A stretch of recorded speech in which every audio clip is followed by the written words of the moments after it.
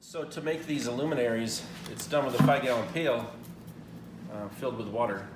And as you set it outside and watch it freeze, you can see it freeze in from the outside. When it gets about two inches thick around the outside, we bring it inside and stop the freezing process. And then it's actually turned upside down because the top is hollow.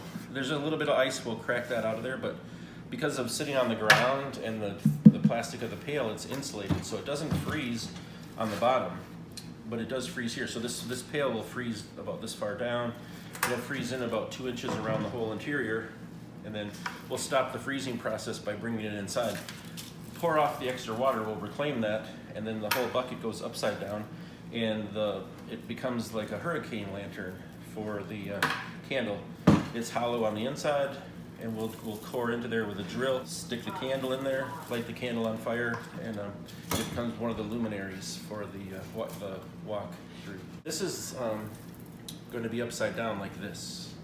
The weeds are attached to the pail so that they come out, they're in there like this, you know. That'll be part of the decoration of the ice.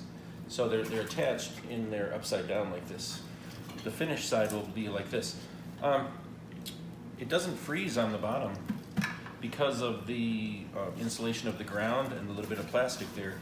What it does, it freezes from the top down and it freezes from the sides in. So what we have to do is just monitor it as it's freezing, look in the pails, and you can see it forming on the outside, the ice. And as the ice gets thicker coming in, we stop it when it's just when it's not completely frozen, you know, in the inside. The core is not frozen all the way through.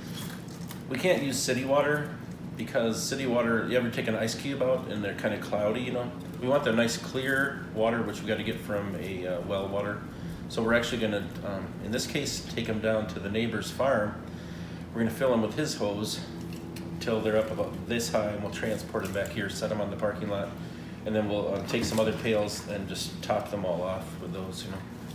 So it's got to be it's got to be the not chlorinated water, so it looks clear. But the result is just super cool. If you look at some of the photos from prior years, they look so nice. I was so moved by them that we asked if we could help. We called the ranger station, and Rob, who's the superintendent, got us in hold of the man that makes them every year. And between talking to both those gentlemen, we came up with the recipe on how to do it. And this is our first year doing it, but we're excited about it, and hopefully they're going to turn out. So, but everyone's invited to come to the candlelight walkthrough this Saturday at the park.